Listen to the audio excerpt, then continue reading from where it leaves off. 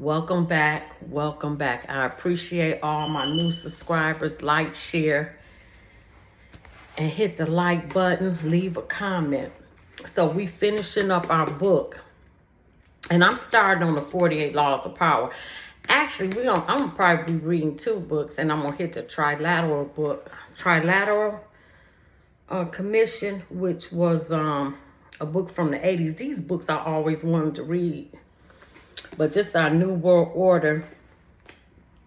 And we almost finished. This chapter 31. So it don't get a lot of views, but it's some valuable information in here. Chapter 31, the attack on education. On Thanksgiving Day in 1984, 3 brothers and their wives were all arrested in Idaho and jailed for 21 days. About the same time, 2 others, a husband and wife, were arrested and in prison for 132 days. These people all had one thing in common. They believed in religious freedom. They had all taken their children out of public schools so they could teach them at home. This was beginning, because homeschooling was not popular. This was beginning of the lawsuits that allowed parents to teach their kids at home. They didn't want their kids to be indoctrinated like they are today. Drag queens, story time, all these things that are happening that Trump just stopped as far and dismantling the Department of Education, which I'm all for. We have the worst educational system, period. And we spend all this money and we have to import people to come in to do computers. India, the Chinese, every doctors. We have to bring these because the American people, our children, are not being taught nothing. It's awful. And I believe dismantling that and giving to the states is the best thing to do. Because why? The states know better how to educate their kids based on their demographic and the population within that state. I believe we'll see improved test scores and everything else. I really do. Give it to the states, and we give them, and the government will give them the money. I'm eating breakfast. But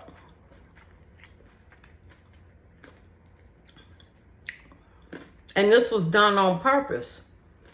Dummy down your youth so you can control them.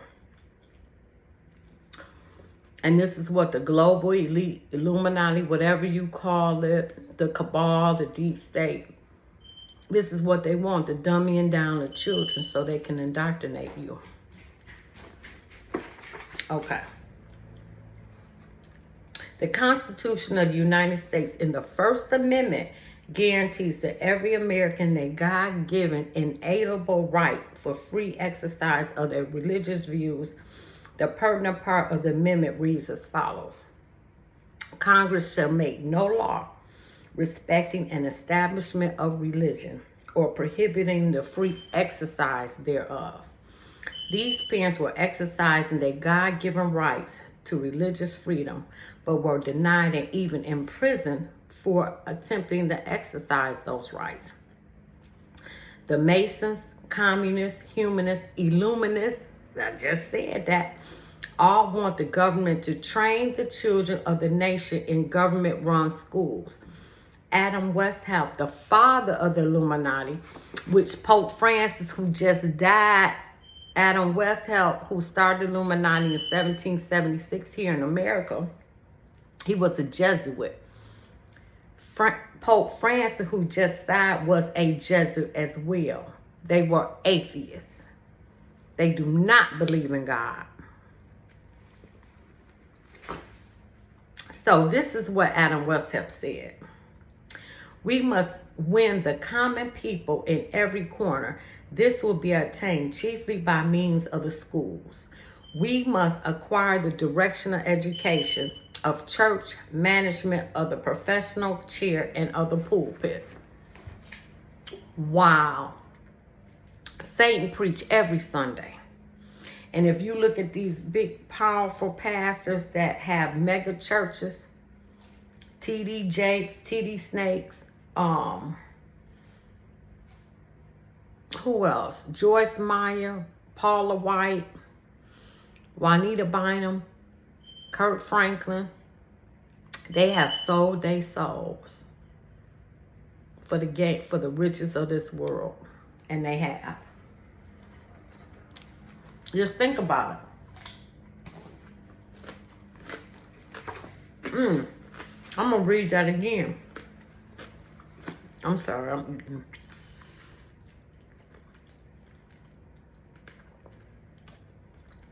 But it's my lunchtime. Even though I'm at home today. We must win the common people in every corner. This will be attained chiefly by means of schools. We must acquire the direction of education, of church management, of the professional choir, chair, and of the pulpit. And the Professor John Robinson wrote in Proofs of a Conspiracy. We got to read that too. They, the Illuminati, contrived to place their members as tutors to the youth of distraction. Karl Marx wrote in the Communist Manifesto, free education for all children in public schools. Matt Seebeck, who for 9 years was an undercover agent in the Communist Party for the FBI in 1948, in which they played a speech by Joseph Stalin, the head of the Communist Party in Russia. The Russian dictator had given directions to the American communists to put new emphasis on the recruitment of youth. This is the speech. We communists gained control of the youth in Russia before we were able to wage a successful communist revolution in Russia. And comrades, we must gain control of the youth in the United States. That's why that's why they open up the weed and they controlling the weed and they spraying this weed for the youth, to control the youth. Listen, if we are to wage a successful communist revolution in that nation, for this purpose, we are ordering our comrades to set up a new communist youth group in the United States. And whether y'all want to know, believe it or not, Martin Luther King was a part of this movement. He also was Black Boule. He was an agent for the Illuminati. He was. He didn't wake up until he met with Elijah Muhammad. And that's when everything changed, his way of thinking. And that's a fact. And I'll go into that at another time. 6 years later, Prava printed a declaration of the Central Committee of the Communist Party. It was signed by Premier Nikita Khrushchev, the dictator of Russia. He wrote, "Scientific and atheist propaganda is an integral part of the communist education of the working people and has at its aim the dissemination of scientific materialistic knowledge among the masses and liberation of believers from the influence of religious prejudice." But even more recently, Viktor Markinov, the current head of the Youth Communist League called Komsomol, was interviewed by New York Times reporter Bill Keller in 1988. He said he sees no reason to change the policy banning believers in God from Komsomol. Atheist education is one of the primary tasks of youth organization, to turn you into an atheist. The communists see education as a vehicle to re-educate young children away from religion and a belief in God. Similar attempts have occurred and are occurring in America. The Masons have lent their support to public education.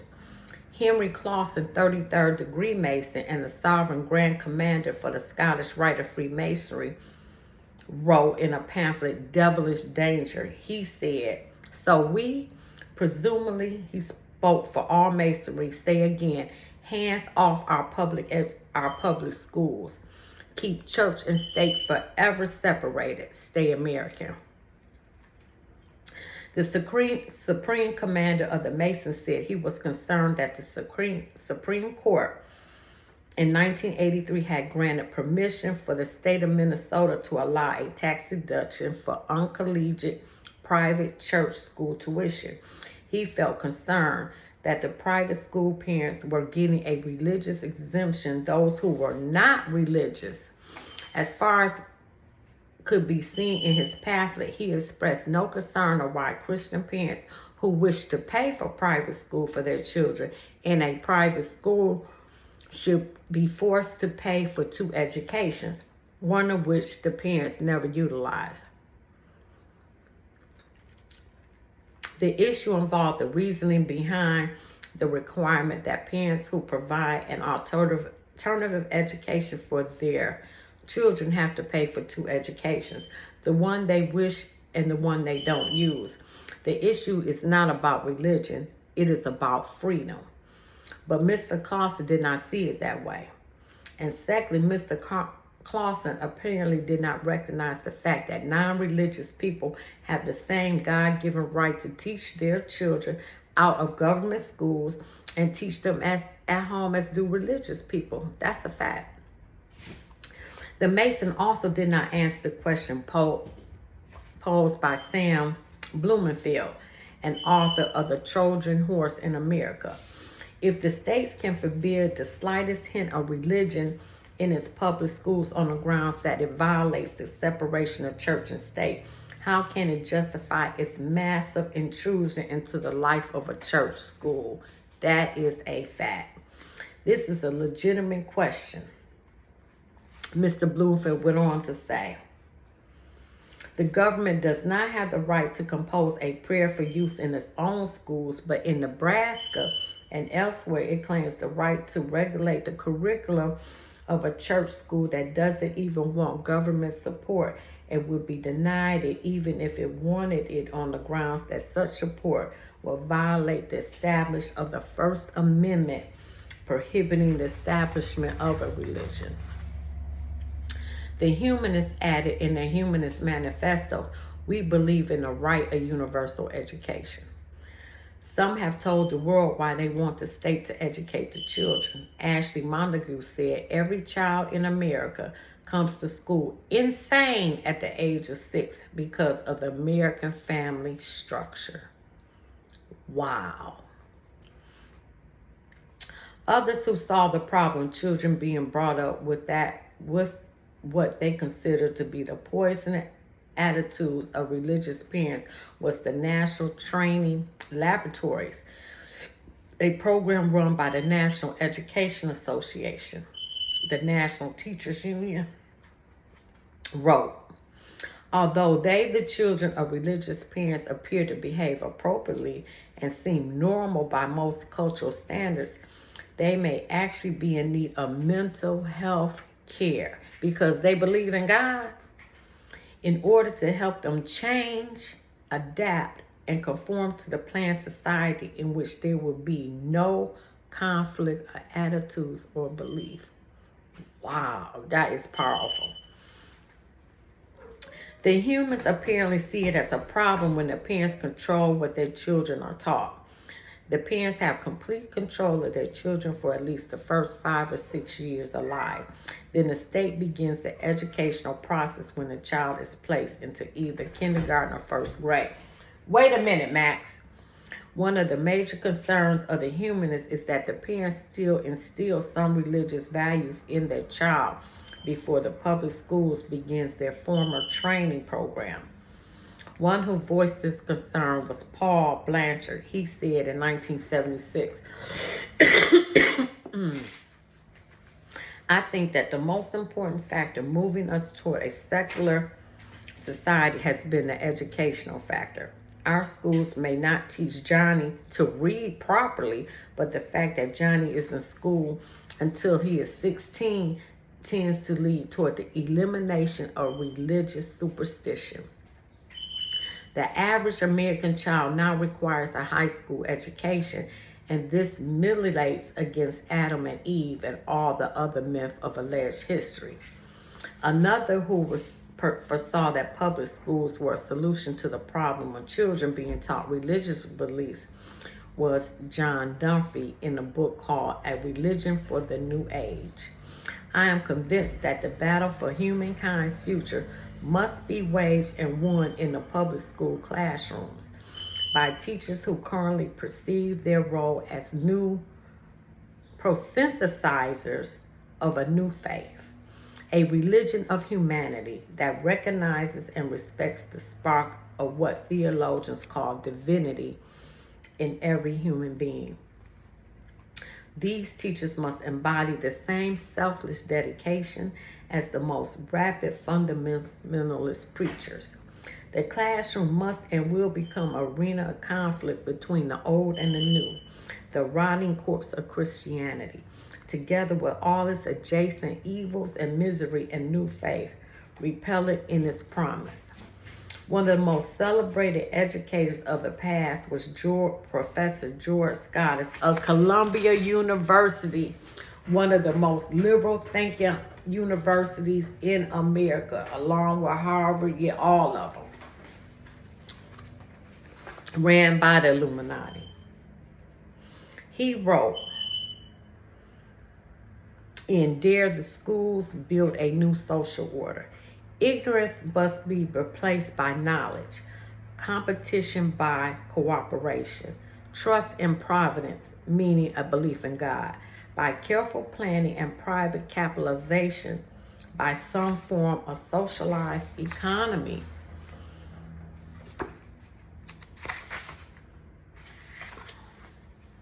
With all of this discussion about what education should or should not be, one would think that all the dialogues has caused education to become a science of precise definition.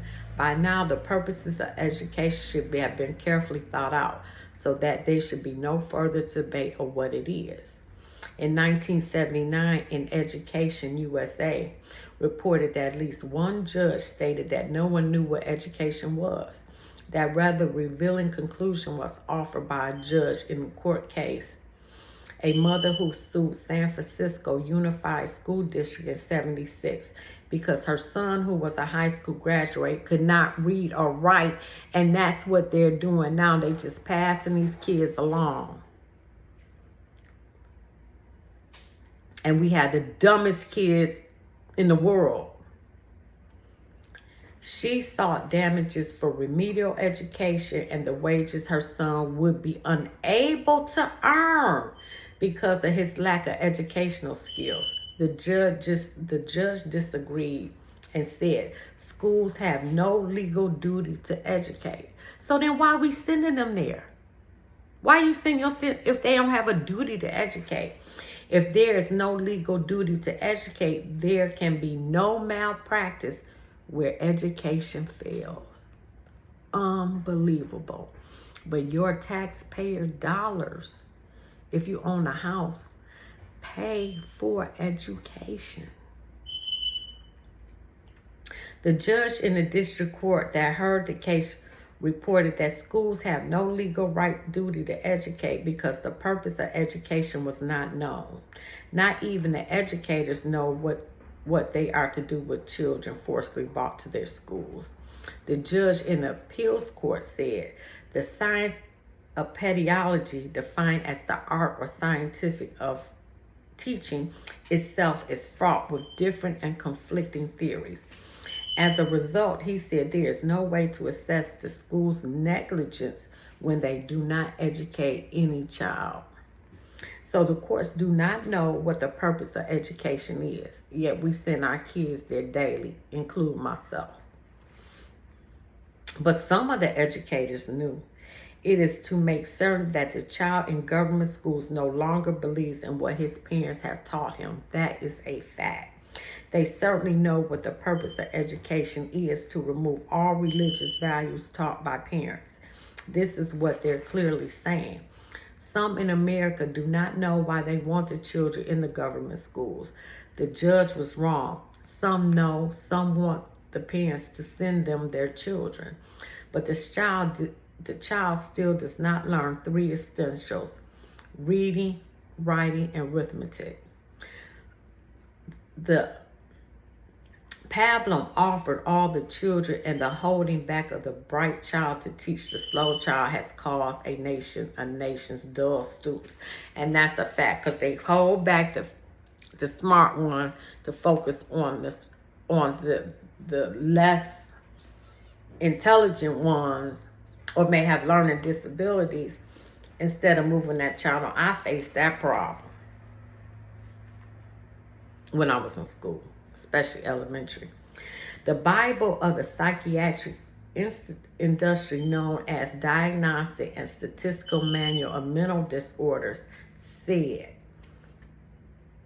inattention, at least 3 of the following exhibit activity like often failing to finish things he or she starts, often doesn't seem to listen, easily distracted. This is where ADHD came in, and I fought that school 3 years of put my son on any medication, but it became a point of getting a phone call every day while he was in school, and I was backed against the corner, and I put him on the medicine. His reading went up 4 levels immediately because he could focus. That's the benefit. But when he got in the 8th grade, he said he no longer wanted to take the medicine, and I understood that, and so I took him off. Now, has difficulty concentrating on schoolwork or other tasks requiring sustained attention. Impulsivity, at least 3 of the following exhibiting behavior, like often acts before thinking, shifts easily from one activity to another. Hyperactivity, this was the beginning of ADHD, at least 2 of the following exhibiting behavior. Running about or climbing on things successfully, that was my son. Has difficulty staying still or frigid. And often after the child has been diagnosed and having this disorder, they was putting it on Ritalin. Because they tried to give my son, I was like, hell no, he not taking no Ritalin. Absolutely not. A drug that is supposed to cause normal behavior, the drug also has another name, speed, and that is a fact. That was another way of getting your kids hooked on drugs. But the drug has negative reactions. It can cause nervousness, insomnia, skin rashes, dermatitis, nausea, dizziness, headaches, drowsiness, blood pressure, and pulse changes, fast heartbeat, and weight loss. But the drug is still prescribed.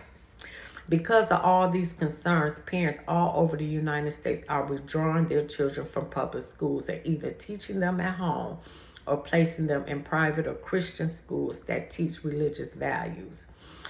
And all of this activity has not gone unnoticed by the humanist, New Agers, communists.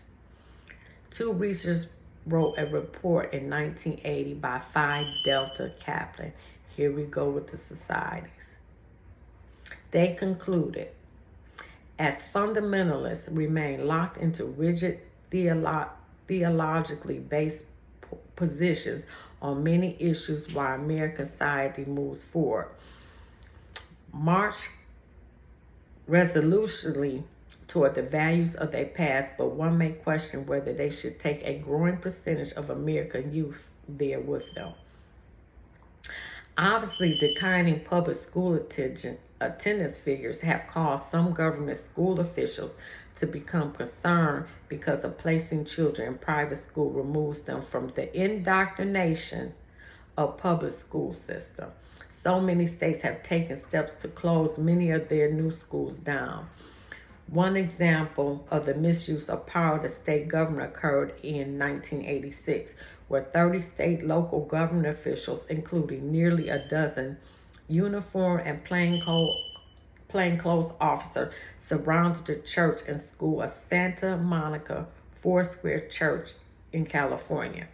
What had provoked this show of force? Were the teachers beating the children? Were they forcing them to take drugs?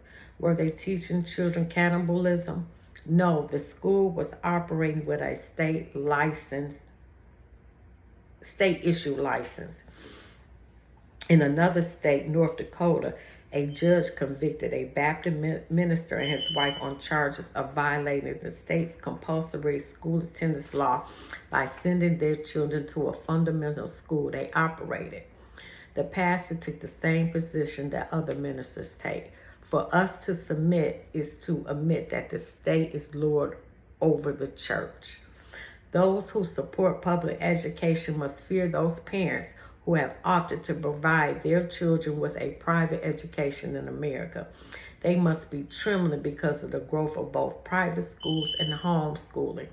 Hundreds of thousands of children are now being taught what humanists, Masons, communists, New Agers want them taught in government schools. Some children are being taught religious values, and that is not acceptable to those who believe in the New World Order. We are there. We are there, but Trump just messed up their plan by dismantling the Department of Education. Oh, we almost done with this book. Let me see, we got chapter 32. Oh, I can do these together. 35.